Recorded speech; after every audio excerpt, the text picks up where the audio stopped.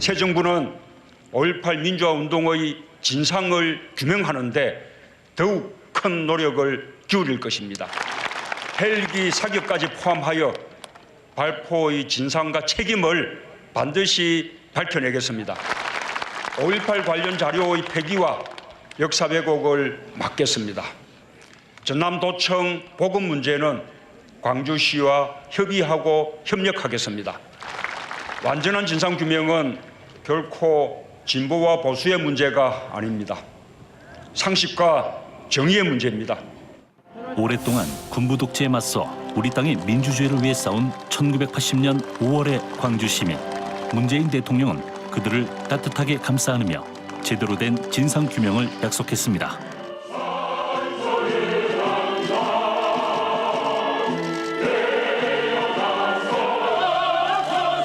광주 국립 5.18 묘지에 울려 퍼진 민중가요, 님을 위한 행진곡. 9년 동안 외면받았던 서름을 털어내고 5.18 광주 민주화 운동을 마음껏 노래했습니다. 네, 방금 그 장면 다시 한번 보셨는데요. 저는 그 포옹해주는 그 장면하고 함께 정말 역사에 상처받은 많은 국민들이 큰 위로를 받았다고 생각하고요.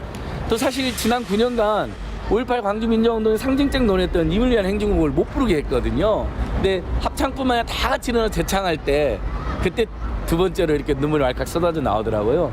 예, 이렇게 광주는 여전히 많은 국민들에게 충격이고 아픔이고 또 눈물을 흘리게 만듭니다. 그리고 진상규명이나 책임자 처벌도 제대로 되지 않은 부분이 많습니다.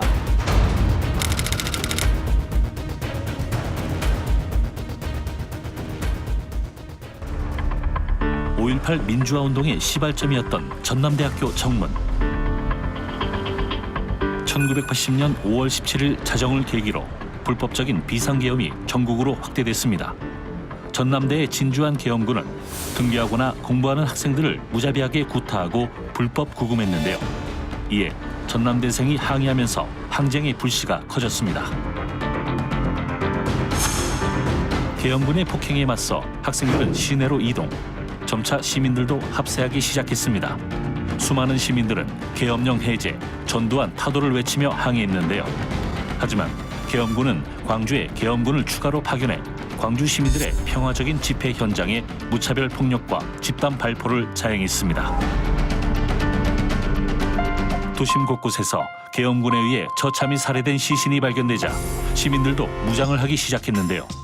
계엄군 일부가 외곽으로 철수하자 7일 동안 광주는 시민 자치에 의해 사건 사고 하나 없는 평화 그 자체였습니다. 주먹밥을 나눠 먹고 헌혈을 하며 질서정연한 따뜻한 공동체를 만들어갔습니다. 하지만 계엄군은 광주 시민들이 최후 항전을 벌이고 있던 옛 전남도청을 무력으로 접수해 수많은 사상자를 낳았습니다. 현대사의 가장 비극적인 사건인 5.18은 38년이 지난 지금까지 진상규명이 제대로 이루어지지 않았습니다.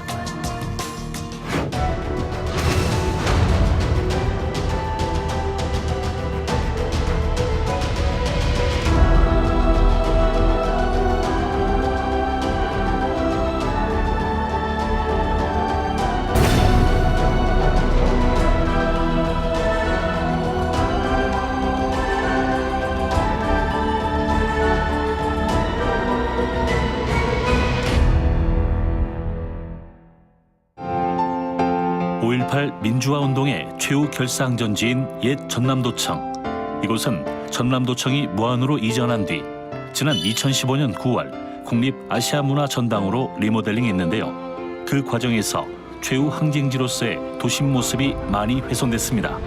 이에 광주 5.18 관련 시민단체 회원들은 옛 전남도청 원형 복원을 위해 농성을 시작했는데요. 이곳을 지켰던 광주 시민들의 헌신을 기억하며 옛 전남도청을 온전한 5.18 기념 공간으로 지키고자 힘을 쏟고 있습니다. 지난 2016년 9월부터 농성을 시작한 지 2년째 800일이 다 되어가고 있는데요. 명절도 반납하고 이곳을 지키며 농성을 하고 있습니다. 그리고 전부 다 훼손시킨 것은 뭐냐 하면 원래 지금 제한구역 있잖아요. 저기가 화장실이었어요. 저 제한구역 저 자리가. 그러면 저기에서 항쟁 때 저기에서 총 군인이 쫓아와서 쌌던 자리다고. 그러는데 저걸 저렇게 완전히 저기도 저런 식으로 만들어 놓고, 그러니까 이 건물 자체를 다 만들어 훼손시켜 버렸죠. 계단만 남아 있잖아요. 이 계단에 충격에 의해서 쓰러진 계단은 멀쩡하게 그대로 나고. 지지부진한 옛 전남도청 보건 문제 해결을 위해 적극 노력하겠다는 문재인 정부의 약속을 받고 광주에 내려온 5월 시민단체. 하지만 아직 농성을 풀지 못하고 있는데요.